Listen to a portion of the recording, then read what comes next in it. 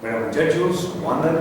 Bueno, ahora vamos a ver dentro de lo que es la unidad 1, capacitor de campo eléctrico, unidad 1 de estrategia 2, quinto año CDF. Vamos a ver un capacitor en particular que es el capacitor multicapa. Tengo que aclararles dos cositas, ¿sí?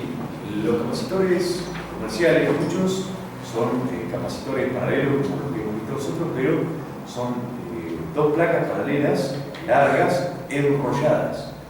Pareciera que estamos hablando de un capacitor cilíndrico por la forma que tiene, pero en realidad son dos placas paralelas, solo que echan un rollito entre aluminio y eléctrico y un enlace. Ese se comporta como un capacitor plano, solamente que voy sumando sus capas. Ahora, tenemos otro tipo de capacitor, también más o menos no tan común, pero igual es bastante visto en la vida cotidiana, muchos tipos de placas, que es este tipo de capacitor multicapa. En particular, un capacitor multicapa que, dependiendo, lo puedo combinar para hacer que sea un capacitor variable. Puede meterse o sacarse una capa dentro de la otra. Hay dos tipos básicamente de estos capacitores. Uno se llama capacitor variable mecánico y el otro se llama trígono, dependiendo del tamaño de la función que tiene y la precisión también. Bueno, vamos a analizar un poquito esto porque no es tan sencillo como parece. Sigamos un poquito. Cada capa paralela tiene el mismo área. Está separada a la misma distancia de cada capa, pero una capa va al borde positivo mientras que la otra capa va al borde negativo, y así una y una y una. La pregunta es, ¿cuánto vale la capacidad total? Entonces, normalmente nosotros lo que agarramos es la ecuación del capacitor plano. En la ecuación del capacitor plano, nosotros tenemos que la permeabilidad relativa por la permeabilidad eléctrica en el vacío por el área dividido la distancia, ¿sí? Eso era para capacitor plano. Hay que tener en cuenta un par de cosas. Esto significa que, para que valga esta ecuación, tiene que cumplirse una serie de condiciones. Una, que el área tiene que ser muy grande, en teoría infinita, de hecho. La distancia tiene que ser muy chica, en teoría prácticamente nada, ¿sí? Y bueno, después la permeabilidad relativa del material del medio no importa mucho. Pero a medida que nos alejamos de ese modelo teórico en el que no está tan cerca ni es tan grande el área, el campo eléctrico, en vez de ir de una placa hacia la otra, de positivo a negativo, empieza a haber dispersión del campo eléctrico. Entonces esa ecuación empieza a ser relativamente útil, ya no tanto. La vamos a tomar como válida igual, pero tenemos que tener en cuenta que en la realidad hay una pequeña dispersión que lo vamos a observar cuando monte la práctica de esto. Bueno, recuerden una cosa. El campo eléctrico, chicos, las líneas de campo eléctrico emergen de las cargas positivas y se desaparecen o se drenan, vamos a decir, en las cargas negativas. Recuerden que esto es una fuente y esto es un sumidero, ¿sí? Entonces, ¿qué ocurre? Toda la placa que se llene de cargas negativas va a tener fuentes, mientras que toda la placa negativa va a tener sumideros. Vamos a analizar un poquito. Cuando yo bajo la llave, la carga de resistencia se carga instantáneamente este capacitor. Vamos a observar. Esta placa está conectada al polo positivo. Recuerden que los electrones salen del lado negativo, así que hay muchos electroncitos que van a venir hacia esta placa, mientras que hay muchos electrones que están libres de esta placa metálica que van a irse al potencial positivo. Al irse los electrones del potencial positivo, están dejando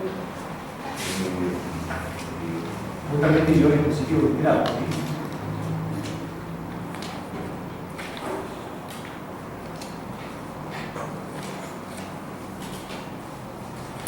Esta es la placa positiva, ¿ven? Está tocando el positivo. Una show, movimos la llave, una vez que conectamos la fuente potencial.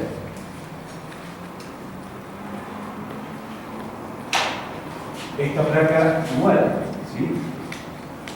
Ahora acá viene un tema.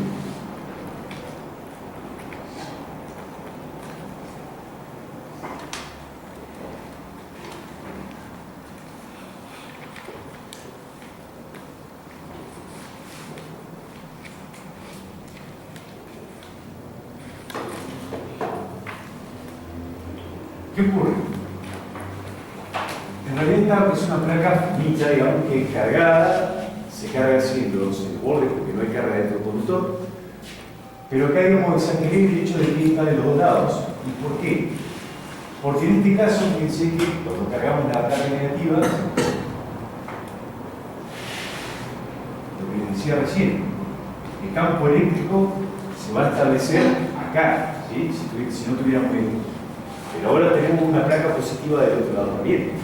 Lo mismo que este lado tenemos una placa negativa. Recuerden que cuando se inclina la cabeza con el punto demasiado, porque la carga se va al borde del conductor, pero tenemos de las dos caras, ¿sí? En el borde no. Pero en el interior sí.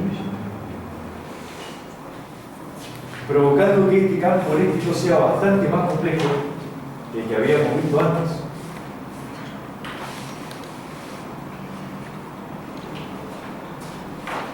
Fíjense, como les decía, el campo eléctrico va de positivo a negativo. Tenemos y lo tenemos. Tenemos acá.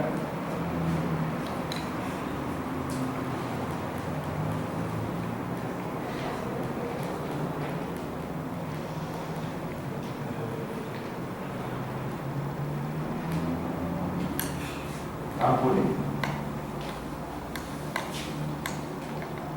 Ahora, fíjense. Entonces, ¿qué pasa? El capacitor total, digamos, ahora, a simple vista podríamos decir, como les dije en el caso de los capacitores enrollados, ¿sí? Sería el capacitor total calculado para un simple par de capas multiplicado la cantidad de pares de capas, porque cada placa positiva y negativa estaría dando un capacitor paralelo nuevo. Eso es el primer caso que les estaba diciendo realmente. Ahora, en este caso que les digo que es un poco más complejo. ¿Por qué? Porque yo acá tengo un capacitor, de eso estamos hablando, pero, por ejemplo, en este que está acá, en esta raya no se está hablando nada, pero acá tengo lo que me hace esta capacidad por este lado más esta capacidad por este lado. Lo mismo es que la capacidad que está acá hace capacidad con este, pero también hace capacidad con este.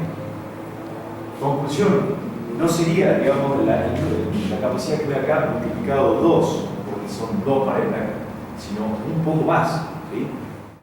Como decía, en este caso no tenemos, digamos, que la cantidad de capacitores va a ser correspondiente al número de pares de placas. O sea que sería acá positivo, negativo acá, acá nada, positivo, negativo acá, ¿sí? O sea, sería la capacidad de cada par individual de placas multiplicado la cantidad de número de placas, sino que acá tenemos uno extra. ¿Cuál es? Este que está en el medio, ¿no? Porque esta capacidad que está acá está relacionada con estos dos campos eléctricos dados por el potencial eléctrico puesto de afuera, pero esta capa de medio está compartiendo con la capa del costado, que esta capa de acá también está compartida con esta, ¿sí? En definitiva, en vez de tener la capacidad esta por 2, que sería como les dije al principio, sino tenemos esta capacidad por 3, que voy a estar en el sitio. O sea, este capacitor estaría dando triplicado, ¿sí? Y este análisis lo podemos hacer para cualquier cantidad de capas. Sería, fíjense, no número de pares de capas, sino cantidad de capas menos 1. ¿Sí? Entonces, si tuviéramos 10 capitas, sería un capacitor por 9, no por 5, que sería por doble capacidad. Yo sé que esto es un trabalenguas, ¿sí? Pero ahora, si luego la parte que sigue de este video, se lo voy a mostrar en la vida real, como esto que estoy diciendo tiene una correspondencia. Una última cosa. Este campo eléctrico, como les dije al principio, en realidad no va derecho, sino que acá hace lo que se llama un efecto de borde, ¿sí? Y se abre hacia afuera, haciendo que no sea tan estrictamente válida esta ecuación, sino medianamente aceptable, pero no del todo. ¿Cómo se agrava o cómo se acentúa o no tanto ese efecto? Conforme a más grande sea la placa y más chica sea la distancia. Cuanto más chiquita sea la distancia que lo separa, más grande sea la placa, el campo eléctrico dentro de la placa se más uniforme. Y hablar si le ponemos un eléctrico con una alta permeabilidad, el campo eléctrico se intensifica mucho ahí adentro. Pero, por ejemplo, yo le voy a mostrar, es un capacitor de aire, entonces este efecto de dispersión de campo es bastante elevado.